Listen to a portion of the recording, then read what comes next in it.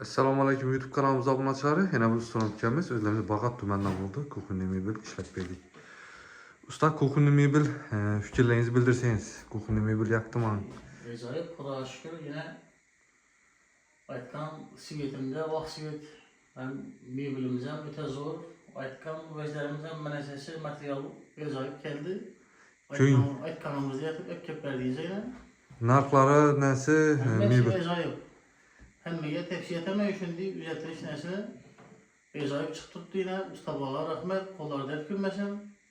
Xudo xolasa aytaverasiz yana. Ajoyib, qo'lida kulmasin, usta bola zo'r. Ajoyib etib aytganlaringizni uzatib berib o'rnatib ketadilar. Yana shu mebelimiz bitti. Xudo xolasa ko'rishingiz mumkin. Chot yo'lib chiqdi.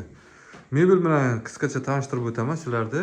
Oq svetda bezurish variantida ishlab berdik. Akrillarni yaxshi akrillardan qo'yib berdik. Stollarni qora svetda Eron stollaridan qo'yib berdik. Ko'rishingiz mumkin, qalin eng yaxshi stollardan qo'yib berdik. Mo'ykalardan kelsak, full mo'ykalardan qo'yib berdik. Balandchi qismlarni mo'ykaning ustiga shushurkalari, telarında musor idishlarini qo'yib berdik. Ko'rishingiz mumkin, bayan chetida shkaf bo'ldi. Bayanlarni ham shkaf etib taxlab berdik. Mebelimiz dapatolog bo'lib chiqdi. Gaz plitalarini ham o'rnatib, yutishkalarni ham o'rnatib berdik. Gaz plitantlarında shunday tartmalarni qo'yib berdik. Ko'rishingiz mumkin, tandem mexanizmidan qo'yib berdik. İçi qismlari, korpus qismlari 100% indek bo'ladi. Panel bo'lmaydi, ko'rishingiz mumkin.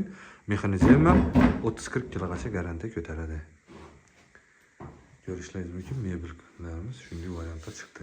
Ben qismlarni gaz balon uchun joy qoldirib ketdik. Ko'rishingiz mumkin, mebelimiz shu variantda dapatolog ishlab berdik. Kimga shunday mebellar kerak bo'lsa, o'zlarimizga murojaat etaverasizlar. Ekranda telefon raqamlarini qoldiraman. Bemalol telefon urib zakaz berishingiz mumkin. Mebel haqida baholari qiziq bo'lsa, bemalol telefon urib ma'lumot olishingiz mumkin. Hammaga rahmat. Kanalga obuna bo'lib qo'ysanglar, keyingi videolarda o'tib bermaysizlar.